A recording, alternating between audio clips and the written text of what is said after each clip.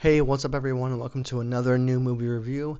Now, if you're new here, my name is Sean. I do daily movie reviews here on YouTube, and also all the audio of from these episodes are also posted in full over on Apple Podcasts and over on Spotify individually as well. So if you're into streaming everything like that, just go ahead and go over there, and you can follow the channel over there on those channels, on those platforms, and enjoy it there as well as on here for the video. Now, in today's movie review, we're going to be doing a review on one of the more funner, one of my favorite movies from when the year it came out, 2023, it looks like, with a movie called Air.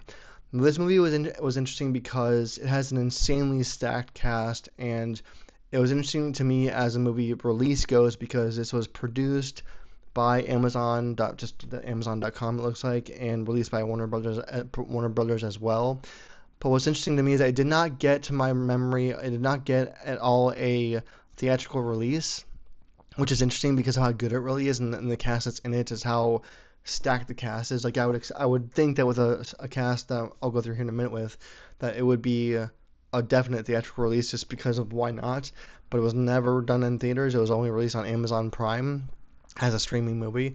But again, this movie is called Air. It is a story of Michael Jordan, how he became who he is now.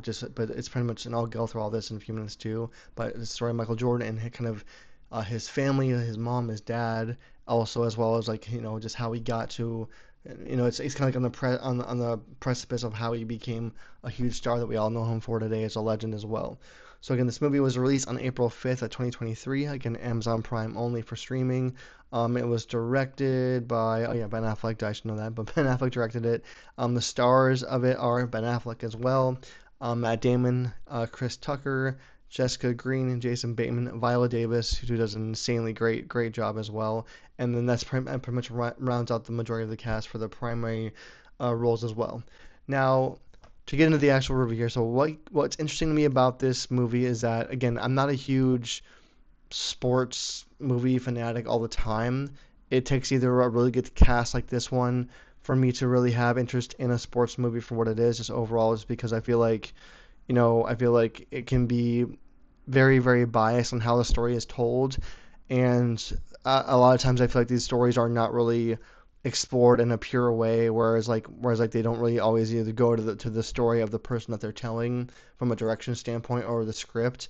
They kind of just tell what they want to tell, and then you find out like a month after you already saw the movie in theater or on the streaming service that basically the whole entire story is like, or not the whole thing, but many elements of the movie are kind of not true, or they were fabricated in some way to make it more entertaining, and that's what makes it hard. Which, I mean, every movie does that to some aspect for when it's a true story, or a true inspired by a true story kind of tale. So that's why you have to kind of take all these with a grain of salt in their own right.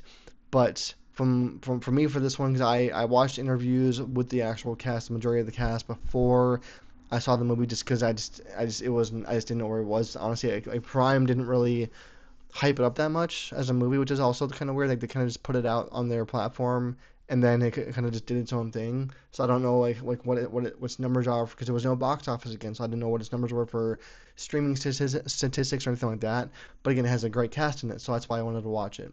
And again, to get into the actual movie a little bit deeper here, is I think that one of the interesting things about Air is that it tells the story of Michael Jordan, but not also about him, which is interesting. Like the whole movie really overall, like it kind of because the main cast is his mom, which is again Viola Davis. His dad's in it for a little bit too as well. There's a few lines for him as far as like actors go, and then the rest of the cast is really all the people that were trying to work together, or even compete against each other in some aspects, from different companies of shoes to get his business and get him on board. And it almost tells more of a story, because I mean the movie is called Air. It's not called Michael Jordan for a reason, but it's about his first professional shoe. And what I liked about this movie a lot though is that I didn't know really that there was all this drama in the background. Again, I know very little about Michael Jordan as a person overall. I know he went to, I think it was North Carolina for college, and that and that's about all I know. I don't know. I'm not a huge like worshiper or whatever you want to call it, or like fan of his as far as like his old like college days before he went pro. I know about him on the Chicago Bulls, and I know about him playing baseball, like for like some elements, but that's about it. So it was cool to see a movie really kind of focus in a pure way, seemingly, about all the stuff that these people went through before he was anything famous at all. Because again, he's not famous in this movie yet. It's all about the lead up to when he's basically being drafted. And it's funny because in the movie, Nike is literally, because back in the day, Nike was primarily a running shoe company, which they're not, which now they're known for obviously a much different, a bigger scale of like everything as far as like training, like working out, running still, but their basketball division in this movie when this was based on the time period is a lot smaller and it's very little. And then it was interesting because of the money aspect of it in the actual movie from their basketball division is how it's funny because it's and again this is all before, and which is another interesting aspect too, is that this is all before players in college were paid to be branded by a company or sponsored by a company, because back in this when this was in this time frame that it was focusing on, that didn't exist yet. And that's where the interesting thing about Matt Damon's character, which is Sonny Vaccaro, about which is at the very end of the film, it tells like in a little kind of like where they are now kind of thing about how he or his character championed the entire aspect of players being paid in college for whatever brand that they're wearing as a sponsorship thing, because I guess back then that didn't exist yet, which is really interesting just as a thing by itself, where again college players would be wearing all these brands back then and they weren't being paid for it, although they were on that kind of bigger national scale. So that's one of the more interesting things about it to me as far as like the story goes. But it really just overall as a movie just tells a great story about how companies that back then were really small, because back then when this movie takes place, Adidas and Converse are huge. They are the seemingly primary shoemakers of basketball equipment and basketball gear back in the day, which is funny now because it's not really like that anymore. Like I think if I'm not wrong, Nike owns Converse now, and they bought them out later on, and it does explain that a little bit later at the end of the movie.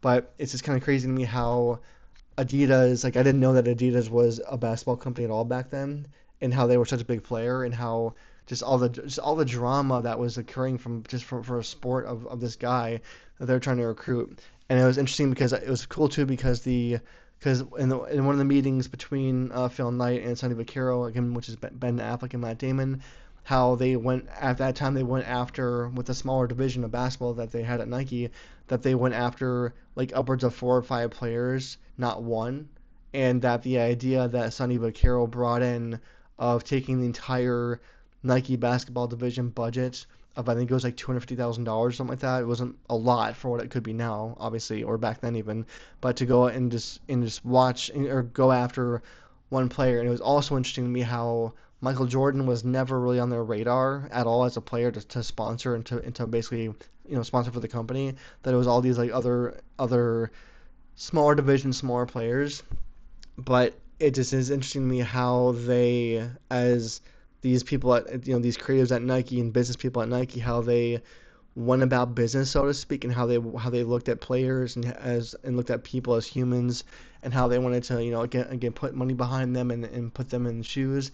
And also interesting because back then, I guess, and I didn't know this either, which is again it was a very cool movie for learning things about brand companies back then, is that they didn't have like shoe companies at that time did not make professional model shoes, which is now it's like that's everything for the most part. Like if you're these days, if you are someone in any sport at all on a national or even international obviously level, then you have your own shoe for the most part from some company, and your influence is huge on it. But it's crazy because back then, and that's what this movie kind of gives a lot of light to, which was very fun for just being for entertainment by itself. But I thought it was really cool how they just kind of like showed the drama, if you will, of between all these shoe companies, and how again how they went after certain players and how they would fight about them and have all these internal discussions about how whether it was good or bad for their vision, and what their and just seemingly what direction all these huge now shoe companies were going in, and whether it would be a good or a bad visual representation of the company as well. It's just really interesting to see all that put into a movie, just for me, because again I don't really care about sports movies that much. I enjoy some of them are very good, but it's more about the drama or the inspiration that a team or the adversity that a team can go that the teams go through during like a season or with a new coach type or like for example like I love to remember the Titans with Denzel Washington because of the whole racism part of that movie. I love it because of that and the segregation part of it. And I love Glory Road, which again they're all Disney movies, but they're good because they lead to an inspirational, dramatic ending that you want to go that way, and it does go that way. But it's just a nice movie to watch for that inspirational factor to it.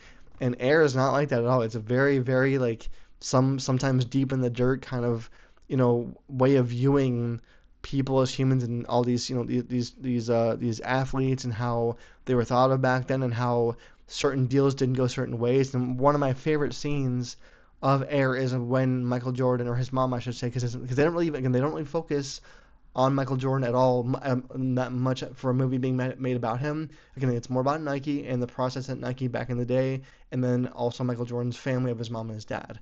And I think one of my favorite things about the movie for acting wise is how Viola Davis is this like super super strong-willed mother that cares so much about her son, but she's also very like not obviously determined for him, but also is like she just knows what he's capable of. And when she's going through the final deal conditions with Sonny Vaccaro again, Matt Damon, and like the almost end of the movie about when they're going through that like that kind of this kind of like weird, never been done before kind of business condition of like, hey, from now going like if you want my kid with Michael Jordan, then as a brain because she's basically trying to turn him into a brain, which he is obviously is now, but back then it wasn't a thing. And she basically tells Sonny Vaccaro again, Matt Damon, that basically that from that point going forward, that if that for whatever clothing or shoes or whatever Nike sells that have Michael Jordan's name on them, that he needs to be compensated for with a percentage of the sales amount just for forever basically.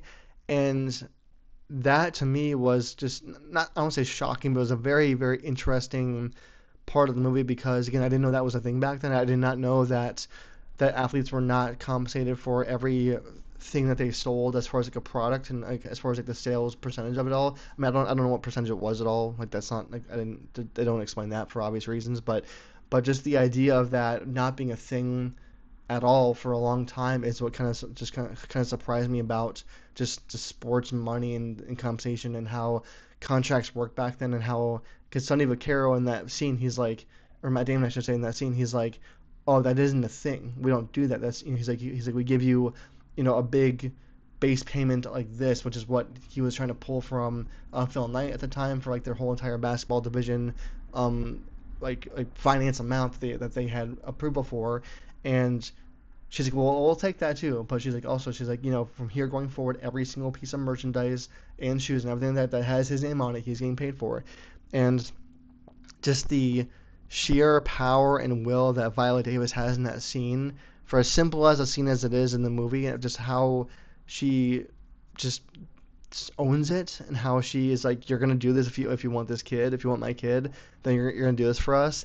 And I think it's just funny how Matt Damon like his character is like from obviously in total shock for one thing, but he's also like, okay, well, I fought for this kid for seemingly I mean, at least a few months, if not a year or so, of my life to get him on this team, and now I'm being essentially forced into doing something that's never been done before in sports, and how just Matt Damon's character arc just in that scene is crazy because of how he's like totally unwilling at the beginning of it to like all to then in the middle of where she's like tells him basically she's like, hey, he will do all this for you, like he will win championships, he will be on the Olympic team, he will do all this for you, so because of that you are going to give me this.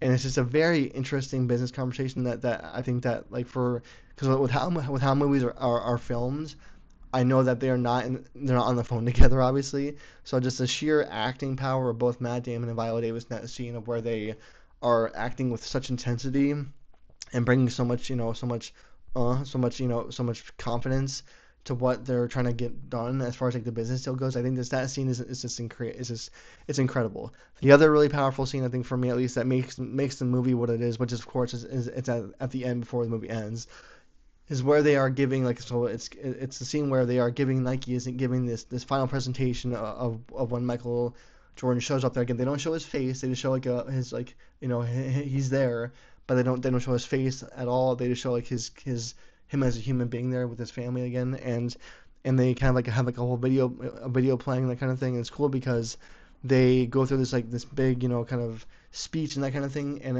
you can tell that, or Matt Damon can tell that they're kind of not selling them on the idea of being with Nike.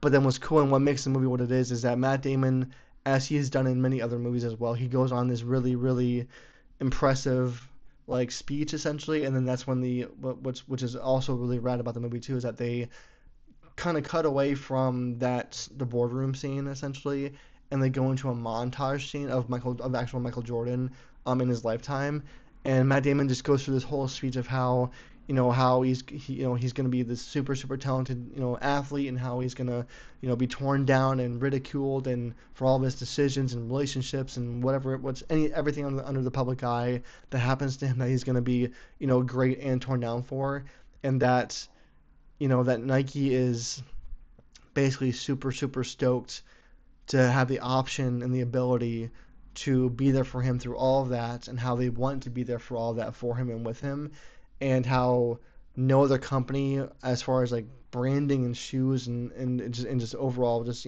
for an overall support from a company of sponsoring and all that stuff, how no other company is going to do that for him, and how they know as a company that he will become all these incredible amazing things. And to me, that scene, as short as it might be, it really just it's one of those like really one of the most important scenes in the movie for sure. But it just tells you how much inspirational power one person can have. And again, I'm not a huge fan of Michael Jordan, not in a negative way. I just don't really. He's never been on my list of athletes that I like seek guidance from, or like look to see what he did or how he handled anything. He's just not that guy for me. And that's just me. So, but he is obviously a legend in the sport of basketball and in the overall sports industry and sports arena. So that is what I think is cool about this movie overall for Air, is that you can appreciate it easily no matter what, from just an outside perspective looking in, as far as like just what humans are capable of doing, how they are capable of doing amazing things before they do it, and just the confidence that not only parents obviously get, but the confidence that they have to do things, and just the crazy crazy journey that people as humans go through.